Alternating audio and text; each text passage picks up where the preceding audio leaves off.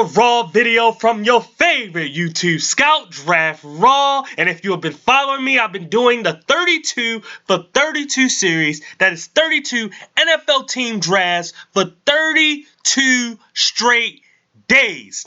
And if you can tell by the title, in this video, we're going to talk about the Seattle Seahawks. Now, like I said, I've been doing this series just to give you a quick rundown of what I've already done. You can actually look at it in the description box below. I've already done the NFC and AFC North. Then I moved on to the NFC and AFC East. And now I am in the West Coast, and I'm going to do the NFC side of the West first. So, like I said, if you already seen this video, I've already done the 49ers. So now I'm going to the Seahawks, who are number 2 in that division. So without further ado, let's just get straight into it. With the very first pick, the Seattle Seahawks decided to select Jordan Brooks, linebacker, Texas Tech. Now, what do I gotta say about Jordan Brooks? I've talked about Jordan Brooks before, okay? I'm not the biggest fan of Jordan, okay? I think that he's athletic, fast. I think that he moves really, really, really well. The problem that I have with Jordan is that he's not one of those physical guys. It was the same problem that I even had with Patrick Queen. He's not a physical guy or a consistent playmaker for defense.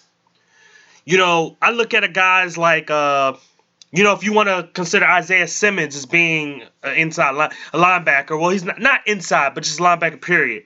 I'm going to leave him out of this. If you take a guy like Kenneth Murray, right? I had Kenneth Murray as my number 1 linebacker in terms of just being a middle linebacker. You take him and you you're looking at all the other guys that could play middle linebacker and kind of rate them all together. Nobody was as good as a playmaker as Kenneth. And then the next best guy to me was a little bit lower. Like, not even to me first round worthy. To me. The thing about Jordan is that I believe in his athleticism and his speed to go sideline to sideline. But he's one of those guys that he's not going to be as physical.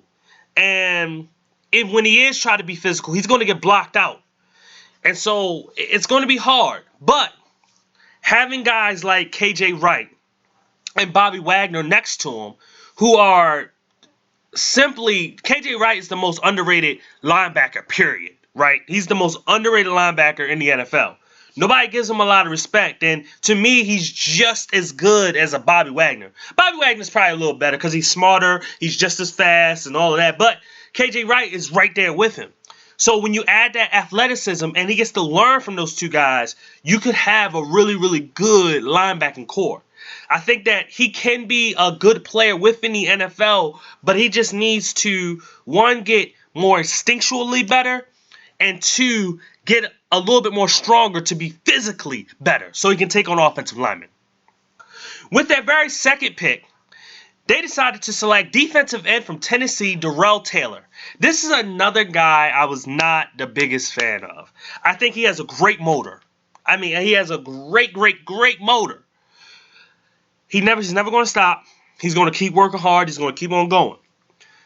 But there were times where I saw late get-offs, where he was literally the last person out of his stance.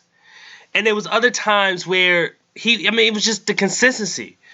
The consistency of the hand technique, the speed, the power, all of that. It wasn't there a lot of the games. You know, some games, there's a play or two where he just shows this explosiveness. And then there were plays where it was just like, what the heck am I watching? It's very hard to really rate him because he's the type of player, though, that I would think the Seahawks would have drafted because that's the type of guys that they usually go after in terms of their defensive end. If it's not going to be like a Bruce Irvin type, like up the field, small, fast guy. That's the type of defensive, because they got one last year with Collier. I think they drafted Collier in the first round. to me, Darrell Taylor is pretty much the same player, and I don't know how much you're going to get from him. He may be a little bit more athletic than y'all first round pick last year, but overall, I just don't see the consistency to being in this league. But coaching him up could make a huge difference, and I trust Seattle's coaching staff. With the very next pick in the 3rd round, they decided to select Damien Lewis. I believe this is the LSU guard. Sometimes I'm getting some of the guys confused. That's why I say I'm not LSU guard. So I was thinking Georgia guard, but I think that's a different player name, and then the Clemson guard. I'm confused. So sorry about that. But I believe it's LSU. He needs to get stronger. This is just what I saw. He needs to get stronger. He holds up pretty well most plays. He's not athletic, but he's very, very competitive. I think that with the strength not being there, for him to move guys off the line or to not get pushed back, in the quarterback's lap a little bit. I mean, he's still a solid player because most of the time he's doing his thing. He just doesn't have that natural strength and that natural athleticism to being one of the better offensive guards or just offensive linemen in this draft period.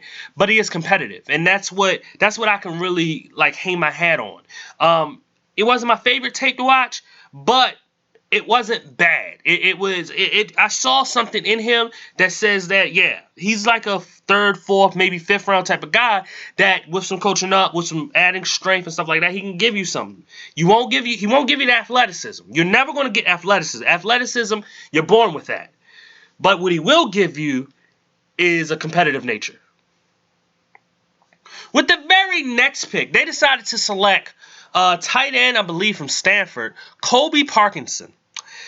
What I like about Parkinson was that he can be a receiver with movement skills. This guy, they lined him on the outside in the slot. They put him everywhere, and he looked like a receiver. But he does have the size and skill of a traditional tight end. When they did line him up in the right off tackle tight end position with hand on the ground, he wasn't that bad in terms of running routes, in terms of blocking a little bit. He wasn't too bad. I mean, it was something to where, I could really look at Parkinson as a player that, not in his first year, because no tight end is good in their first year, but by year 2, he could be a solid contributor to the Seahawks and a big-time weapon for Russell Wilson. But we'll see as time goes on. But he has a skill set that, as a receiver, he can be something special for Russell. Then with the very next pick, they also had in the 4th round, they selected one of my favorite running backs in this draft. And that was, and I will say, between y'all first 4 picks and y'all last 4 picks, I like y'all last 4 picks more than y'all first 4 picks. DJ Dallas, running back from Miami, is a powerful runner. He's explosive in the open field. He has solid hands. But he's not as explosive going through the hole. Anytime I saw him, they handed the ball off, and he was going in the middle of the offensive line between the guard and center or guard and tackle. There wasn't the same explosiveness. There were times where it seemed like he just wasn't as fat. Like, he was just trying to protect the ball and just try to get through the hole until he can get out in open field. Because then when he was out in open field, this dude was zoned. I mean, he was gone. And he makes a really, really good, 3rd down receiver. And it's kind of crazy how that is. When you get him out in the open field, he shows the speed, he shows the power. Like I said, in the open field, running a route to go out there and catch a pass, this guy has something special to him. This is a typical player that the Seattle Seahawks like. They like a lot of power, speed running backs, as you can tell when they drafted guys like Alex Collins and Chris Carson and who's the guy that did Rashad Penny. These are speed. They're fast and they got power, but they're not always like the quickest guys. They don't always have the best hands and so there's always something else about them that is not great, which then usually, translate to them not being great running backs, but they always turn out to at least give something to the Seattle Seahawks offense. With the very next pick they selected in the 5th round, they decided to select Alton Robinson, edge rusher from Syracuse. He's a 4.3 end only, so this is something that's going to work for the Seahawks. Typical, like Darrell Taylor, a typical defensive end that Seattle Seahawks pick. Need to learn more pass rushing moves, so this is another coaching thing. Strong enough to set the edge, and I think that with him, he's definitely your your strong side defensive end. So he brings that. Definitely in his first year, maybe even 2, you don't have him out there in the obvious pass rushing downs because he's not that great of a pass rusher. But he does bring strength to set the edge, and so guys won't get around him, and he can push that edge and hold guys, and so his linebackers will be free enough to make the tackle, and your linebackers are fast anyway, so this is a perfect type of situation for a guy like Alton Robinson, but he's a guy that needs to get better at rushing the passer and learn more about how he's going to be able to do those type of stuff. With the very next pick, they decided to select wide receiver from Florida, Freddy Swain. Now, what I liked about Freddy Swain was that he always finds the open space. Anytime, when it's zone coverage, he always seems to find that little crease in the zone to catch passes. Great slot receiver, to be honest with you. He's a really, really good route runner. Very solid speed. I think actually, not even solid speed. I think he has really, really good, excellent speed. When he's in a situation where he's like completely open and he can catch the ball, turn and run, this guy got some speed to him. And on top of that, he's a tough, reliable receiver. When it was 3rd down, when it was 4th down, and they needed somebody to catch the football, he was the guy to break off, create separation, and catch the ball, even if it's thrown low. He was catching that football. He was actually a really, really good receiver that I'm really like pissed off that I didn't get to watch him before the draft started. I'm a busy guy, so I don't get to watch every single prospect that I want to. I'll tell y'all this: I watched the first 5 or 6 guys, but he was definitely a guy that surprised me a lot. And actually, I look back at it, and I think a lot of teams missed on him. I think that he's going to be a really, really good receiver in this league, especially for the Seattle Seahawks. And you have DK Metcalf and Tyler Lockett. Now you have a guy like Freddy Swain that gives you some slot receiving ability.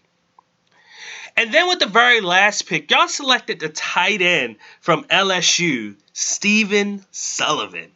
Now, Stephen, to me, how can I say this?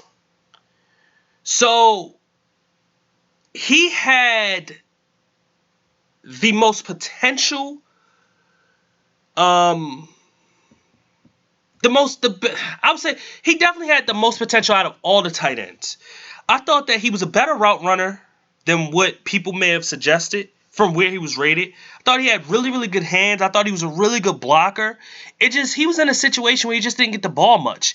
And when you're a player where it's like you have Thaddeus Moss as the starter and you're the number 2 tight end, then you have about 4 receivers that are going to get the ball before you, and then you have Thaddeus Moss. That's 5 guys.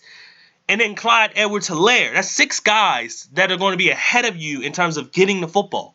So he never was in a situation where he got to be like a main target or at least one of the main targets. But to me, he showed something that suggested that he has some ability here. And I actually wouldn't be surprised if he turns out to be a better player than Colby Parkinson. Don't be surprised by that. So anyway, that was the last player on the list. I thank anybody for watching. Like I said, if you want to see any future videos or past videos, look in the description box below. Right now, I'm doing the whole NFC East. I've done the 49ers. I've done the Seahawks. Next video is going to be the Rams. Next video after that is going to be the Cardinals. So we're going to get this thing rolling. Once again, my name is Draft Raw. Please subscribe. Please share this video. And please hit that notification button. And when it says personalized, select all and not personalized. Make sure you select all so you can get everything. You can get all the notifications that I'm going to be able to put out. Once again, last thing, my name is Draft Raw. I thank you guys for watching. Talk man, goodbye.